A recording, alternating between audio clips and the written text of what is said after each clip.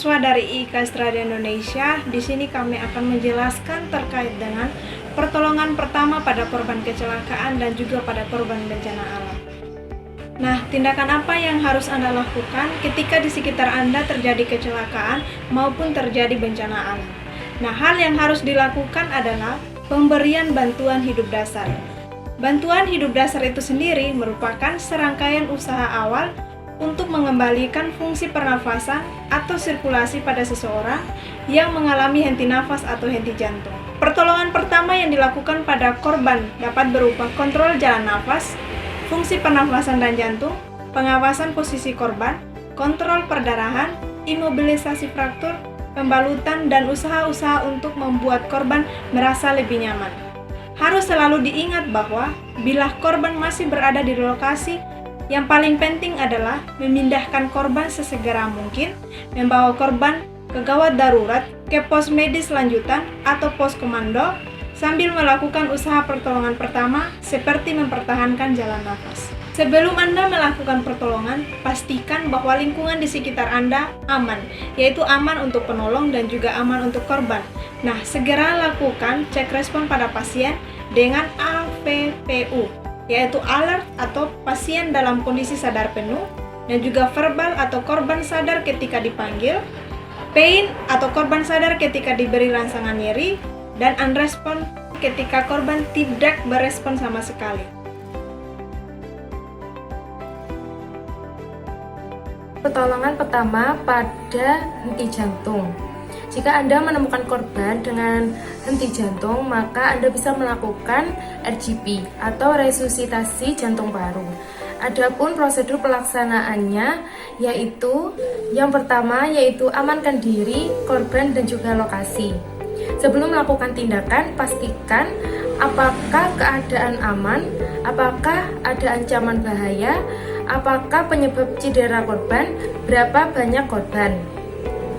Yang kedua yaitu periksa keadaan korban dengan menepuk bahu atau menggoyangkan bahu sambil memanggil-manggil korban.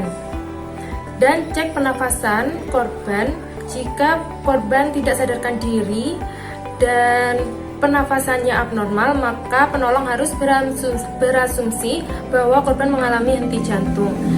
Setelah menepuk bahu korban, jika tidak ada respon sama sekali, maka teriak dan minta tolonglah pada warga sekitar untuk menghubungi tenaga kesehatan atau ambulans terdekat.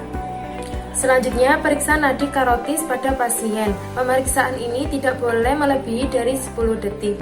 Jika korban tidak bernafas dan juga tidak ada nadi, maka bisa dikatakan pasien mengalami henti jantung.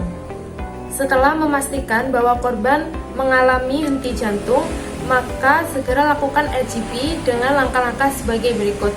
Yang pertama yaitu letakkan korban pada permukaan datar dan keras untuk memastikan bahwa korban mendapat penekanan yang adekuat. Lalu pastikan bagian dada korban terbuka untuk meyakinkan penempatan tangan yang benar dan untuk melihat recoil dada. Selanjutnya, letakkan tangan di tengah dada korban, tumpukan salah satu pangkal tangan pada daerah separuh bawah tulang dada. Lebih baik menggunakan tangan yang aktif atau tangan kanan dan tangan yang lain di atas tangan yang bertumpu tersebut.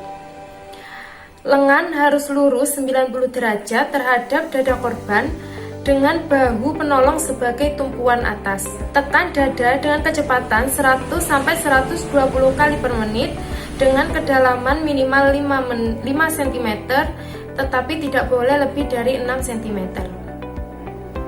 Selama melakukan penekanan, pastikan bahwa dinding dada diberikan kesempatan untuk mengembang kembali ke bentuknya semula atau recoil penuh.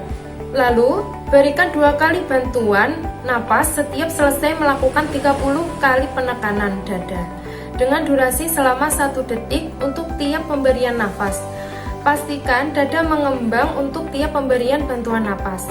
Kompresi tidak boleh terputus kecuali untuk memberi napas buatan atau memindahkan pasien. Tidak boleh berhenti lebih dari 10 detik. Untuk penolong yang tidak terlatih dalam melakukan LGP, disarankan untuk melakukan penekanan dada saja secara terus-menerus. Setelah melakukan kompresi dan napas buatan 5 siklus atau 2 menit, periksa kembali napas dan nadi korban. Perhatikan apakah nadi sudah teraba dan napas sudah ada. Pemeriksaan tidak boleh lebih dari 10 detik. Bila setelah diperiksa nadi dan napas ada, maka berikan posisi pemulihan. Selanjutnya yaitu penata pada pasien henti nafas. Jika korban tidak bernafas tapi didapati nadi yang ada kuat, maka pasien dapat dikatakan henti nafas. Maka langkah awal yang harus kita lakukan itu yang pertama mengaktifkan sistem tanggap darurat, yang kedua memberikan bantuan nafas, yang ketiga pastikan jalan nafas bersih dari sumbatan, yang keempat berikan 1 kali bantuan nafas setiap 5-6 detik dengan durasi sekitar 1 detik untuk tiap pemberian nafas. Yang kelima, terdapat 3 cara pemberian ventilasi yaitu dengan mouth to mouth ventilation, pocket mask ventilation, dan back valve mask resuscitation. Yang keenam, pastikan dada korban mengembang pada saat pemberian nafas. Yang ketujuh, periksa nadi setiap 2 menit. Pemberian nafas harus dilanjutkan dengan korban hingga korban mulai bernafas dengan spontan, menolong terlatih tiba. Nadi korban menghilang, di mana kasus ini penolong harus memulai RGP dan pasangkan AED bila tersedia, serta apabila keadaan lingkungan menjadi tidak aman.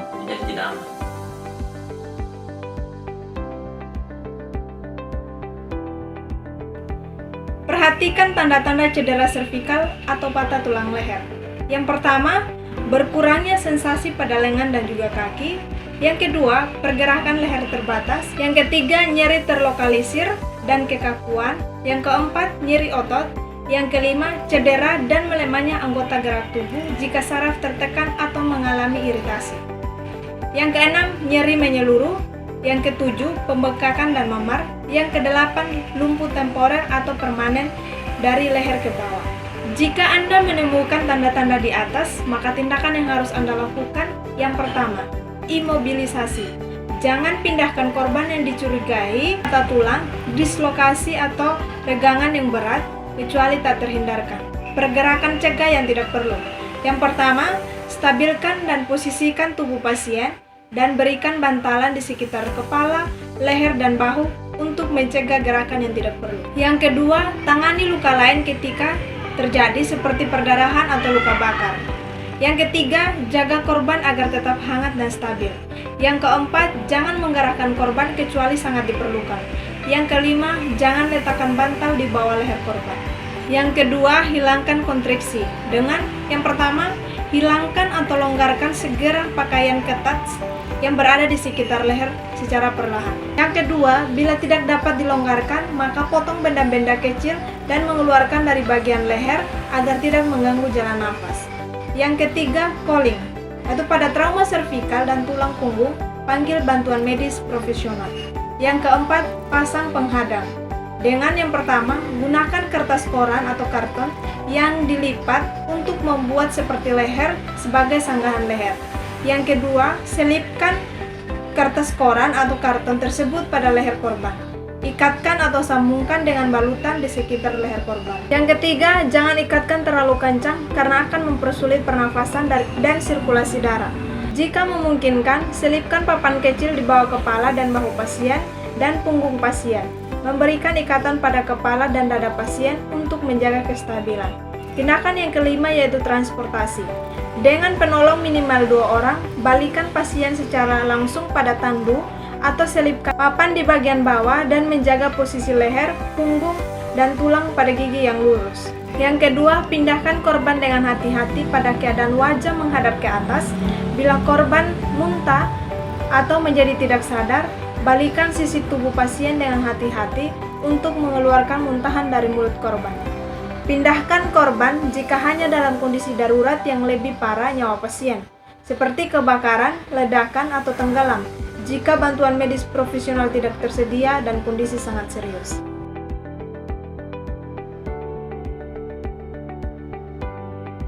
Baik, di sini saya akan menjelaskan definisi. Definisi bencana dapat terjadi kapan dan di mana saja, sehingga adanya korban nyawa dan bisa menyebabkan adanya perdarahan hebat. Bencana yang terjadi akan mengakibatkan kerugian material, kecacatan, bahkan kehilangan nyawa. Oleh karena itu, untuk mencegah timbulnya bencana atau dampak buruknya akan terjadi bencana, diperlukan pemahaman tentang manajemen bencana. Perdarahan adalah rusaknya dinding pembuluh darah yang diakibatkan oleh luka paksa atau penyakit sehingga darah keluar dari tubuh melalui luka, seperti luka robek, luka sayatan, luka tusuk, dan lain-lain. Jenis-jenis perdarahan dibagi menjadi dua, yaitu yang pertama, perdarahan luar atau terbuka.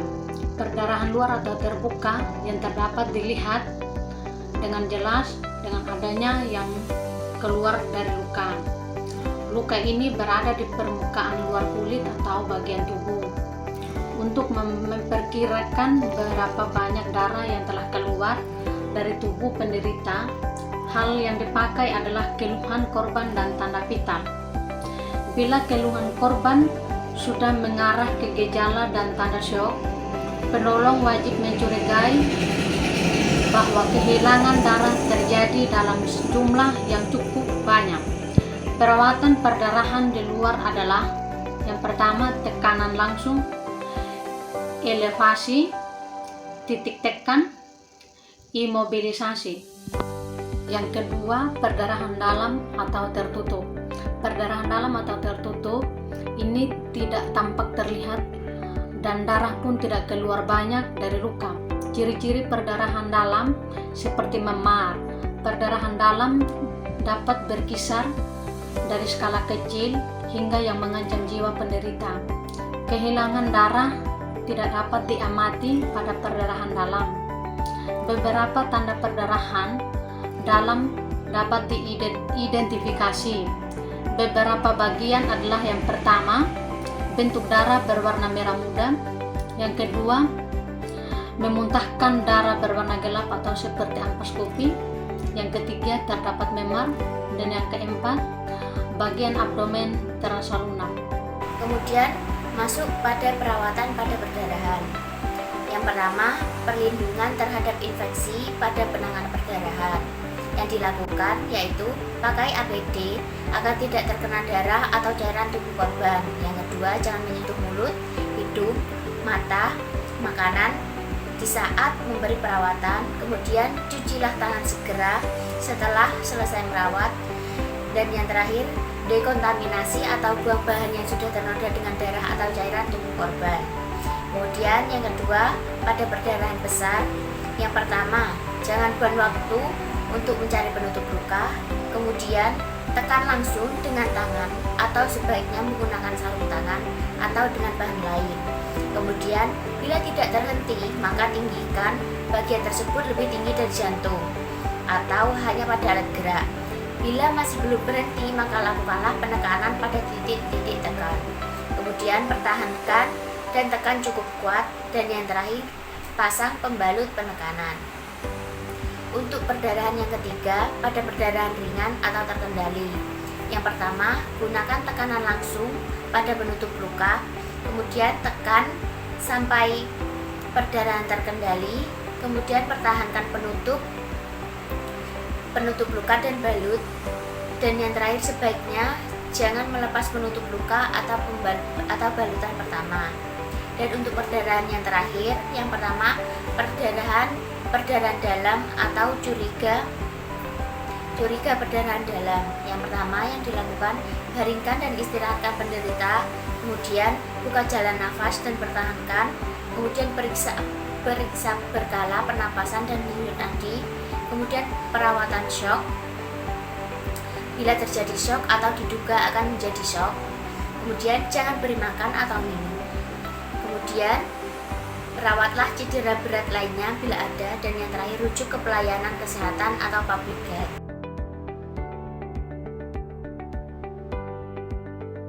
jenis luka bakar. Yang pertama yaitu luka bakar api yang disebabkan oleh terjadinya kontak bagian tubuh dengan api.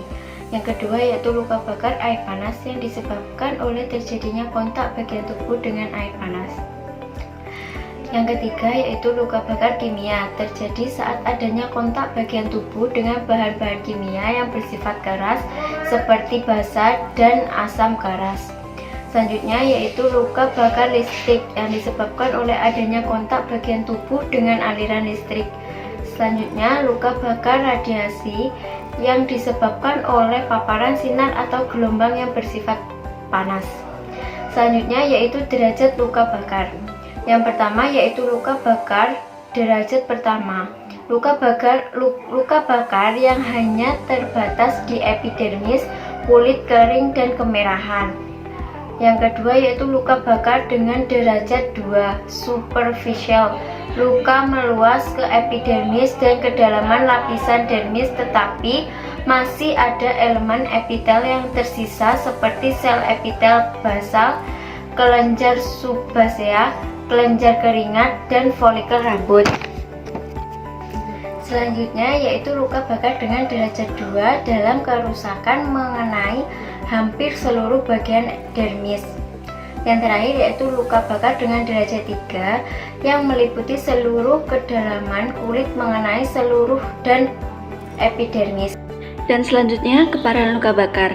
Cedera luka bakar dapat berkisar dari lepuk kecil sampai luka bakar masif derajat 3. Cedera luka bakar dikategorikan ke dalam luka bakar minor, sedang, dan mayor. Yang untuk cedera luka bakar minora, derajat 2 dengan luas kurang dari 15%, derajat 3 kurang dari 2%. Untuk cedera luka bakar sedang, derajat 2 dengan luas 15-25%, derajat 3 dengan luas kurang dari 10% kecuali muka, kaki, dan tangan. Cedera luka bakar mayora, derajat 2 dengan luas lebih dari 25%, derajat 3 dengan luas lebih dari 10% atau terdapat di muka, kaki, dan tangan. Luka bakar disertai trauma jalan napas atau jaringan lunak luas atau fraktur, dan luka bakar akibat listrik. Selanjutnya, untuk pertolongan pertama saat terjadi luka bakar, yang pertama yaitu hentikan proses bakar. Menghentikan proses bakar ini dengan cara menjakan atau mematikan sumber panas. Untuk luka bakar api dapat dipergunakan air, kain basah, berguling-guling di tanah. Untuk luka bakar listrik, jangan menyentuh bagian tubuh korban dan jangan pergunakan cairan apapun untuk menyiram korban. Dan yang kedua, dinginkan luka bakar, siram dengan air mengalir selama 20 menit, bermanfaat untuk mendinginkan luka, mengurangi nyeri, dan mengurangi bengkak. Jangan menggunakan yang lain seperti kopi, pasta gigi, kecap, dan lain-lain. Yang ketiga yaitu beri obat anti nyeri. Memberi obat anti nyeri ini berfungsi untuk sebagai penghilang rasa nyeri atau dapat mengurangi rasa nyeri yang terjadi dan agar korban merasa nyaman. Yang keempat yaitu menutup luka bakar. Balutan yang bersih dan steril harus dipakai untuk menutup luka agar dapat mencegah terjadinya rasa kedinginan pada korban sebelum atau dalam perjalanan menuju penanganan lebih lanjut, dan juga dapat mengurangi resiko infeksi untuk luka bakar kecil pada perawatan di rumah.